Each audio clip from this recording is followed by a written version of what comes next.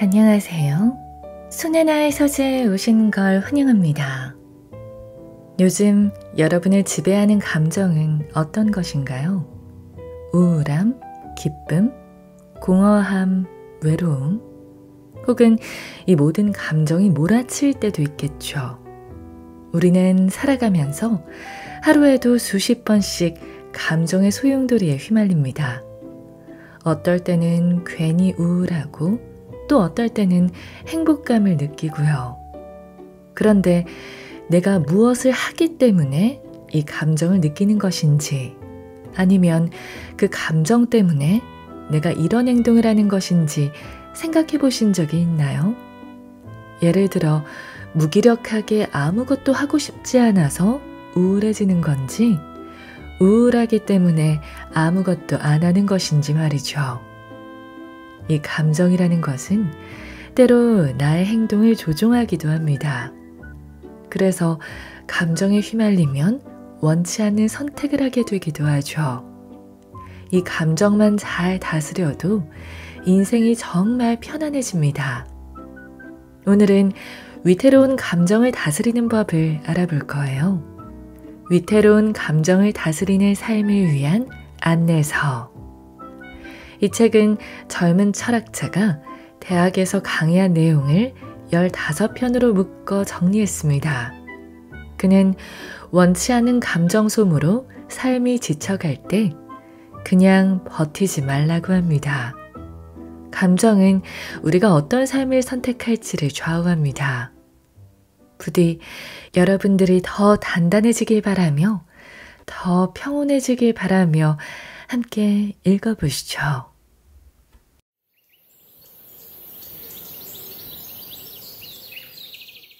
우리는 모든 순간에 감정을 느낀다.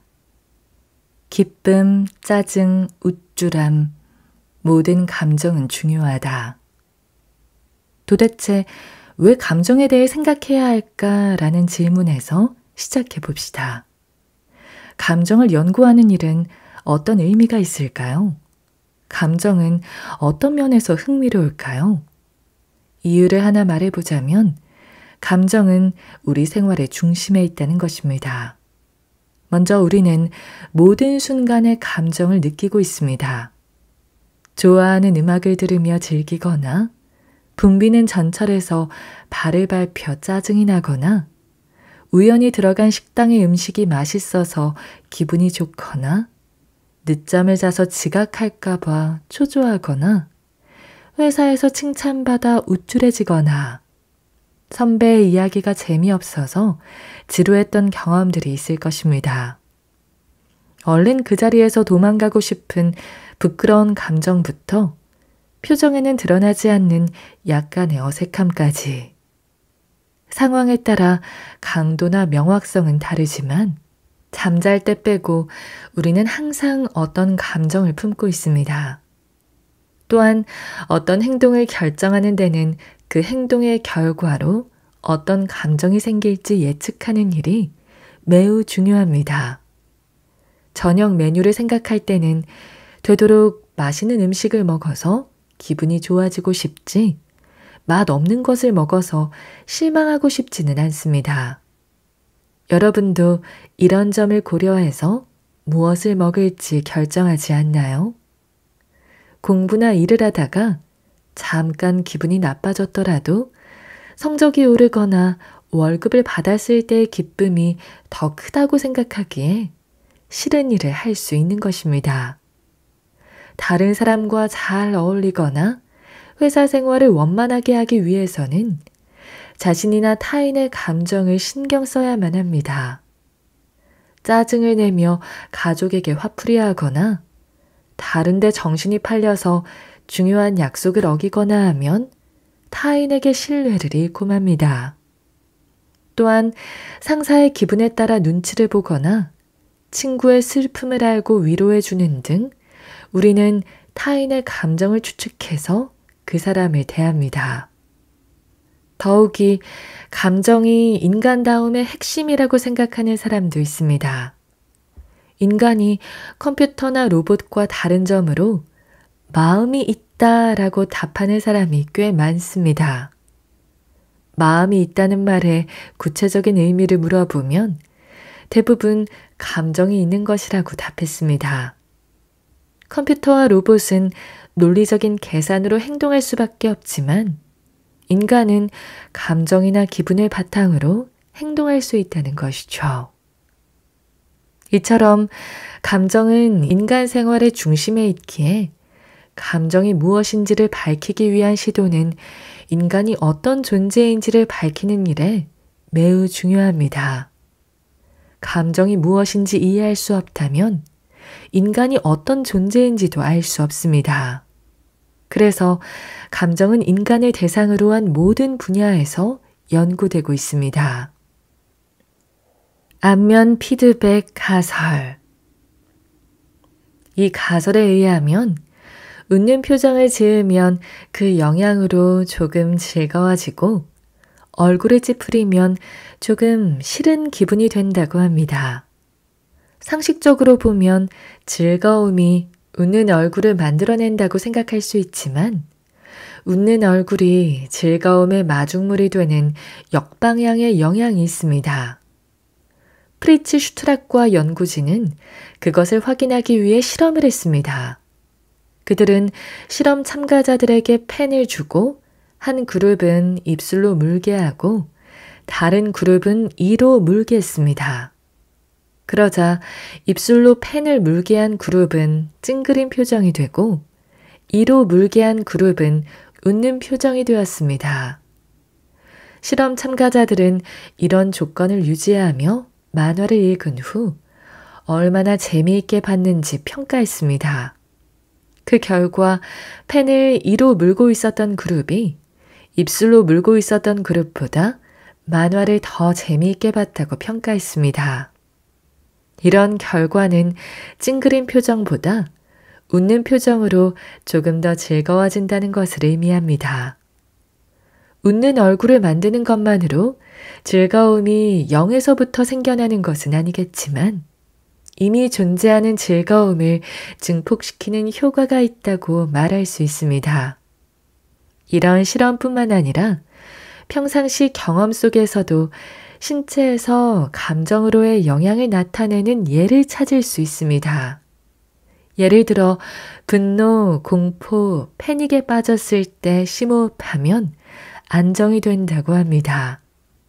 이런 감정을 경험할 때는 호흡이 약해지기 쉬운데 그럴 때 의도적으로 심호흡을 하면 신체 반응을 의도적으로 통제하게 됩니다.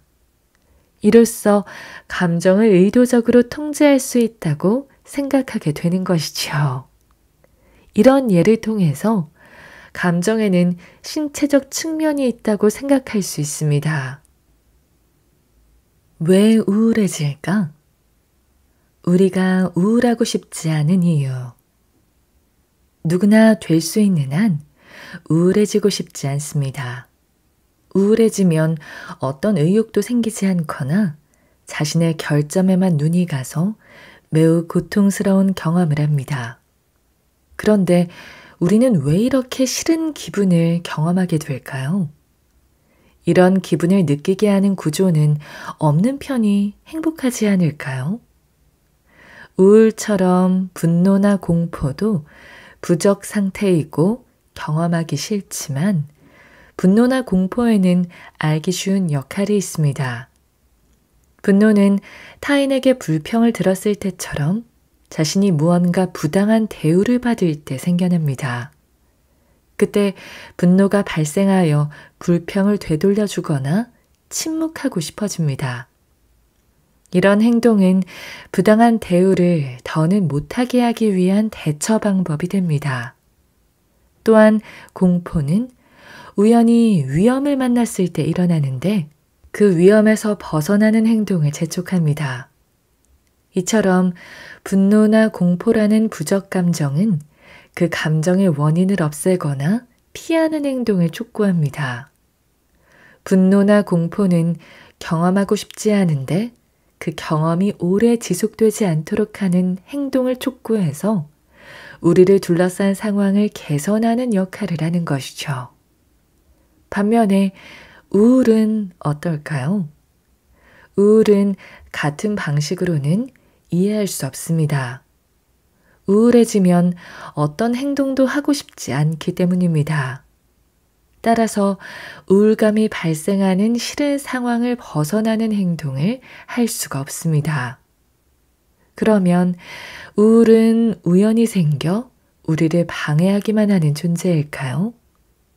그렇다고 쉽게 답할 수도 없습니다. 우울이라는 기분도 인간의 마음 상태 중 하나이고 진화에 따라서 얻어진 것이기 때문입니다. 진화로 얻은 것이라면 우울에는 개체가 살아남거나 자손을 남기는 일에 도움이 되는 어떤 요소가 있을 것입니다. 어떻게 해도 방해만 되는 이 싫은 기분을 가지도록 인간이 진화했다는 주장은 믿기 어렵지만 말입니다. 진화 심리학에 비추어 바라본 우울. 진화 심리학에서는 몸이 가지는 다양한 기능과 같이 마음이 가지는 기능도 진화의 산물로 갖춰졌다고 생각합니다. 진화의 산물은 생존이나 번식에 유익한 것으로 갖춰지기에 마음의 작용에도 무엇인가 생존이나 번식의 이점이 될 만한 것이 있다는 것입니다. 그러나 몸의 기능을 특정하는 것과 달리 마음의 기능을 특정하는 것에는 다소 곤란한 점이 있습니다. 생물의 신체 특징이 어떻게 변화해 왔는지는 화석을 비교해 보면 알 수 있습니다. 이 시대에 이 생물의 몸은 이러했다. 그 후에는 이런 몸이 되었다는 등의 변화를 추측할 수 있습니다. 반면에 마음의 화석은 남아있지 않습니다. 몇 개의 두개골 화석을 비교하여 뇌가 있는 부분이 이만큼 커졌기에 지능이 이 정도로 진화했을 거라는 추정은 할 수 있습니다. 그러나 어느 단계에서 우울을 경험하게 되었다는 식의 세세한 부분까지는 판단할 수 없습니다. 오히려 진화 심리학에서는 다음과 같은 방법을 사용합니다. 우선 이 마음의 작용은 이런 점에서 생존이나 번식에 도움이 되었다라는 가설을 세우고 그 가설이 설득력 있는지를 보고 가설의 타당성을 판단합니다. 유명한 이야기로 애정이라는 감정은 파트너와 연결되는 장치로 갖춰졌다든지 연애 중 질투는 자손을 남기거나 아이를 키우는 것과 관련해서 갖추어졌다는 설이 있기도 합니다. 우울과 계급 투쟁설. 우울에 관한 흥미로운 진화 심리학의 가설을 한 가지 소개합니다. 우울은 계급 투쟁에서 진 개체가 살아가는 일에 도움이 된다고 합니다. 무리의 계급이 있는 동물 사회에서는 어느 개체가 좋은 위치를 얻고자 하면 자기보다 높은 위치에 있는 개체와 싸워야 합니다. 싸움이 일어나면 반드시 어느 한쪽이 지게 되는데 진 쪽이 곧바로 싸움에 재도전하는 것은 매우 높은 위험성이 있습니다. 이미 한번 졌고 싸움으로 약해져 있어 다시 질 확률이 높습니다. 게다가 이번에 지게 되면 목숨이 위험할 수 있습니다. 그런데 이때 우울해져서 어떤 행동도 취할 마음이 없어지면 그런 위험성을 피할 수 있습니다. 또한 행동을 취할 마음이 없는 모습은 이긴 개체에게 복종을 나타내는 표시가 되어 더욱 공격을 회피하게 됩니다. 이처럼 우울은 진 개체가 무리 속에서 계속 살아가는 일에 도움이 된다고 이해할 수 있습니다. 우울의 계급 투쟁설에 따르면 우울은 이런 역할을 하도록 진화적으로 갖추어져 왔다고 합니다. 이런 생각은 현대 사회에서 우울한 기분이 증가하는 현상도 설명할 수 있다고 합니다. 현대의 우리는 다양한 미디어를 통해서 자신보다 돈이 많거나 외모가 뛰어나거나 건강하거나 성공한 사람을 많이 보기 때문입니다. 그들을 보면서 자신이 아래 계급에 있다고 인식해 버리는 것이지요. 그렇지만 이것은 어디까지나 가설 중 하나이고 제대로 설명되지 않은 부분도 있습니다. 다음으로 그 문제점을 알아봅시다. 우울에는 더 다양한 이유가 있다. 우선 주목해야 할 점이 있습니다. 계급 투쟁설이 옳다면 성공한 사람일수록 우울하지 않다는 가설이 세워집니다. 왜냐하면 우울은 패자에게 도움이 되는 것이므로 승자는 우울할 필요가 없으니까요. 그러나 현실에서 꼭 그렇다고는 할 수 없습니다. 꽤 성공한 사람이라도 성공을 유지해야 한다는 압박으로 우울해지기도 합니다. 인간만큼 복잡한 생물이 되면 우울로 자살하는 일도 일어나고 우울이 살아남기 위한 수단이 되지 않을 때도 있지요. 더 나아가 우리는 계급 투쟁이라는 원인 외에도 우울해질 때가 있습니다. 가족이 사망하거나 연인과 헤어졌을 때가 그러한데 이런 일은 계급 투쟁과는 아무런 관계가 없어 보입니다. 가족이나 연인을 잃으면 사회적인 계급이 낮아질까요? 그럴 수도 있겠지만 그런 경우는 그리 많지 않습니다. 그렇다면 우울이 오로지 계급 투쟁에 대처하기 위한 것이라는 생각은 타당하지 않아 보입니다. 주의했으면 하는 점이 있습니다. 지금까지 우울이 계급 투쟁을 위해 갖춰졌다는 생각과 이에 대한 반론을 함께 소개했습니다. 그러므로 이 이야기의 핵심은 계급 투쟁설이 흥미로운 가설이긴 하지만 이견도 있다는 점입니다. 강의에서 이런 이야기를 하면 뒤에 나오는 반론이 전해지지 않는 일이 종종 있습니다. B라는 주장을 소개한 다음 그것에 대한 반론을 소개해도 결국 B가 옳은 주장이라고 생각하는 사람이 많습니다. 그래서 한 번 더 이야기하지만 우울의 계급 투쟁설은 어디까지나 흥미로운 가설 중 하나일 뿐입니다. 그런 생각을 하는 사람도 있다는 정도로 이해해 주세요. 고통의 감정적 측면. 마지막으로 고통과 감정에 관한 흥미로운 이야기를 하려고 합니다. 사실 우리가 평상시 느끼는 신체의 고통은 단순한 신체 감각이 아니라 신체 감각과 감정이 조합된 것이라고 합니다. 일상적으로 우리는 몸의 고통과 마음의 고통을 구별할 수 있습니다. 실연으로 마음의 고통을 느꼈다는 식의 말을 자주 하는데 마음의 고통은 손을 베인 상처나 화상의 고통과 같은 종류일까요? 많이들 그렇지 않다고 생각합니다. 부상이나 화상의 고통은 신체의 손상이지만 마음의 고통을 느낄 때는 신체의 손상이 일어나지 않습니다.